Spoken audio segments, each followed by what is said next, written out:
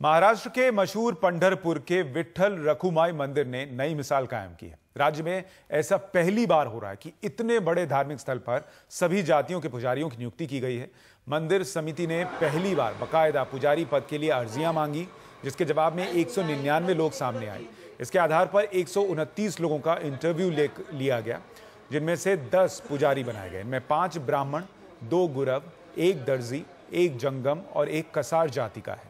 पहले मंदिर में पुजारियों को दक्षिणा में हिस्सा मिलता था, जिसे अब बदल दिया गया है। अब पूजा करने वालों को तनख्वाह मिलेगी, जो करीब 10,000 रुपए होगी। इसके साथ ही पुजारियों पर दक्षिणा लेने पर पाबंदी लगा दी गई है। अगर वो ऐसा करते हुए पाए गए तो उनकी नौकरी भी जा सकती है। पंढरपुर मंदिर का रखरखाव राज्य की सरकार करती है और मंदिर समिति में राज्य के अधिकारी और सरकार की तरफ से भेजे 5 प्रतिनिधि होते हैं। इनके जिम्मे ही ये नियुक्तियां करना था। विट्ठल रखुमाई मंदिर 12वीं सदी का मंदिर है, जहां हर साल तकरीबन 1 करोड़ भक्त आते हैं। सबसे बड़ा पर्व आषाढ़ के महीने में होता है, जब यहां लाखों वारकरी संप्रदाय के लोग पदयात्रा करते हुए पहुंचते हैं। मंदिर में आषाढ़ी एकादशी को पहली पूजन करने का काम राज्य के मुख्यमंत्री करते हैं। विट्ठल को पूजने वालों में सबसे ज्यादा किसान शामिल हैं।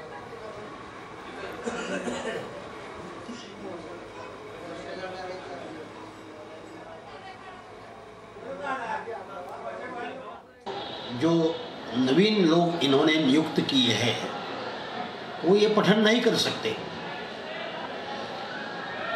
इनका इंटरव्यू लेने के लिए जो लोग बुलाए थे उनको भी पंढरपुर के विट्ठल मंदिर की उपासना पद्धति, पूजा पद्धति मालूम नहीं है। तो जिसको परंपरागत पूजा पद्धति, मंत्र मालूम है, उनको ही यहाँ नियुक्त करना चाहिए।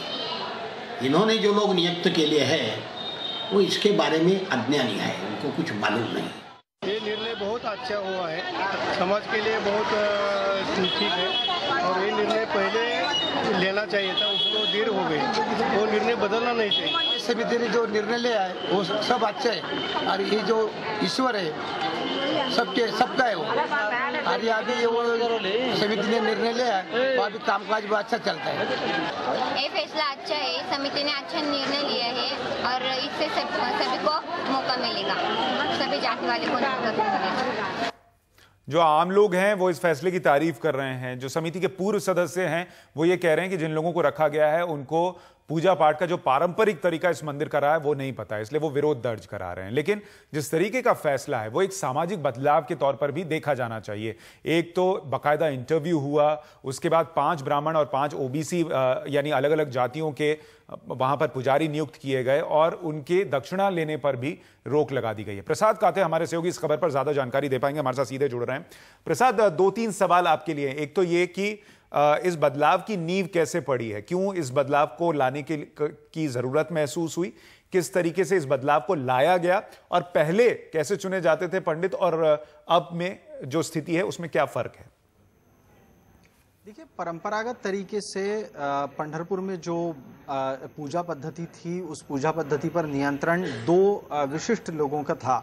इसमें विट्ठल के जो पुजारी थे उन्हें बड़वे कहा जाता है और जो रखुमाई माता जी के पुजारी हैं उन्हें उत्पात कहा जाता है।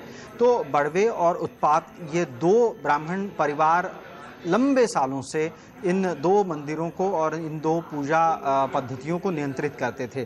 दरअसल एक विवाद महाराष्ट्र में बहुत सालों से चलता आ रहा, जो कि स्वाधीनता संग्राम के आसपास की बात थी कि विट्ठल सबके लिए खुले होने चाहिए, वो बहुजनों के भगवान हैं, जबकि वो केवल एक जात के नहीं होने चाहिए। लिहाजा इतिहास में इसके खिलाफ एक बड़ा संघर्ष हुआ है और वो विट्ठल मंदिर सबके लिए खुल गया।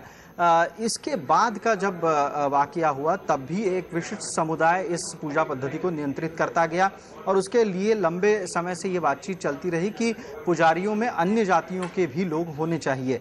हाल फिलहाल में इस बात को सबसे ज़्यादा तवज्जो तब मिली जब विट्ठल के पास आने वाली और माता रखुमाई के पास आने वाली जो भी आमदनी थी उसको मापा गया और साथ ही साथ भगवान विट्ठल के जो भी आभूषण थे, माता रखुमाई के जो भी आभूषण थे, उनको लेकर भी जब पूरी हिसाब किताब हुई तब वहाँ कुछ गड़बड़ियाँ पाई गई और इस बात को लेकर एक चिंता का विषय जाहिर किया गया। दूसरी बात, जो आम तौर पर सभी देवस्थानों में होता है, मंदिरों में होता है कि जो पुजारी होता है कई बार वो भक्तों के बीच और भक्त और भगवान के बीच एक रोड़ा बनता है। इन तमाम चीज़ों को खत्म करने के लिए गैर ब्राह्मणों को पुजारी बनाया जाए, पंडा बनाया जाए, ये विचार आगे आया। और चूंकि ये एक राज्य सरकार से नियंत्रित मंदिर है, लिहाजा राज्य सरकार ने उस हिसाब से कदम उठाए।